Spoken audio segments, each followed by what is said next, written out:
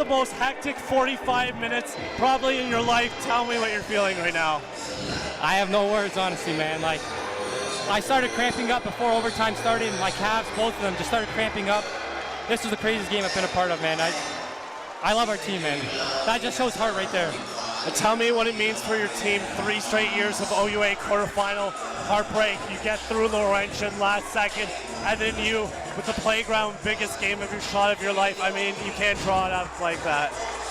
Man, we needed that. The last 3 years have been tough, especially the last 2 on a buzzer beater, and then even my first year, a bad buzzer beater as well. We fucking needed that. I was sorry. We needed that. It's all good. It's well earned, my friend. I mean, don't be sorry. I mean, you've done a little bit of everything on all your years here at Alumni Hall. I mean, to have the faithful standing up, to be on their feet there in time, to have them here storming on the court, it makes it all worth it, doesn't it? Oh, man. I just want to thank all the fans, the football team, hockey team, our parents, friends, man. It was amazing to show up tonight, and I thank everybody who came. It was amazing.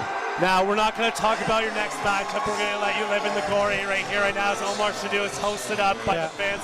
I want to ask you one thing. The last time I interviewed you, we were here for the Guelph Griffins game, and you went off. Guys went off. Shadu left this game due to foul trouble. I mean, you're not a scorer by nature, but all these years of owning your craft, did you ever think in the summer at this point, you were the guy that was going to determine a berth to the Wilson Cup on a step-back 3? Not a chance for that kind of shot.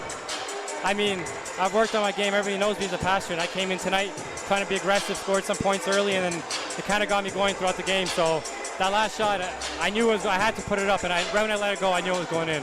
It's a hell of a victory. Go enjoy it. Thank you. Nicola Farkas, the Bulldog, the patrol unit is out, does business here at Alumni Hall at the Western Mustangs. What a victory. Take me through the scene here. Oh, I don't know. It's unbelievable. These guys work so hard. We've got a great senior group. This has been 3 years in the making for us. I'm so happy for our guys. I'm so happy for Coach. Probably the most underrated coach in the country. We did just an unbelievable job. Kudos to Laurier. They're a heck of a team, well coached. Kudos to Justin and his staff. What's it say about your team to take punch after punch after punch? Jenkins hits a big shot when Shadu leaves on the left wing there. And then it's the Bulldog Farkic. 5 years here putting his teeth into the floor, and he's the one that gets the step back 3 nonetheless to win it. You know, it's very apropos. We had our 2 senior guys, our fifth year guys close it out for us. EJ with that big shot on regulation, and then obviously with Nick with that huge dagger back in the overtime. Have you ever seen a game like this, Coach? Oh no, never been part of it. I've been on the bench probably for 500 games. I've never seen anything like it. Go enjoy it. Well deserved. Yeah, we'll see you at Nationals, Greg. We will. Okay, baby. The Western Mustangs booked their trip not only to provincials, they booked their trip to the National Championship in Ottawa in a couple weeks. Nicola, excellent game by you guys and the boys. You guys started out this game down by 12. You guys had such a quick response. What's to say about your team that you guys are just, despite all these mini runs by Guelph, basketball is a game of runs. You guys found a response every time. I think we have a lot of good players on this team, so when they go on runs, we can get some stops and stuff and get open transition threes. And I think that was the key, especially in the second half, to kind of bust it open, Now, I don't want to know verbatim what happened in that locker room, but you guys go in with a 1-point lead, and then you guys are shot out of the cannon in that third quarter. Just describe that run you guys went on. I think it just started from the defensive end. We got a couple steals, a couple of defense rebounds. I think that was the main key. They got a lot of offense rebounds in the first half, and then we weren't able to run. But in the second half, got a lot of easy layups and open threes. And at halftime, our coach just said, attack the glass, play D, and we're going to be all right. Now, for you personally, I want to talk about this, is that, you're known as a kind of a general on the floor. You do a little bit of everything. 3-point shooting wasn't your specialty coming into Western.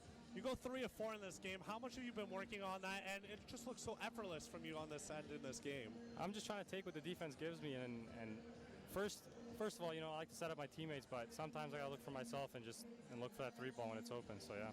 What do you say about this win overall as a team? I think it's just a great team win. A lot of guys came in and contributed, and I think it's going to help us moving forward. We got the weekend off this weekend, and then we got Carleton, Ottawa next weekend. So, well, we look forward to calling the game, and best of luck as you head to the nation's capital. That is the Radio Western player of the game, Nicola Farkic. And Joel, it was an exciting first half. You guys were down by 10 to begin this contest. You guys came back into it. What does that say about your team, that despite all these little runs by the Griffins, you keep finding your way back into this game? Well, the Griffins team, they're very tough. They have big guards. We have to defend much better in the second half. and basically have to protect the defensive rebounding. They've been killing us on the offensive glass here. Now, outside of the offensive glass, you're seeing Glanville getting a lot of dribble penetration. It seems like those last-second passes he's making is kind of getting the defenders offset in terms of their eye movement. Is there any game plan to stop him moving in the second half? We got to do a better job of getting him off of his spots.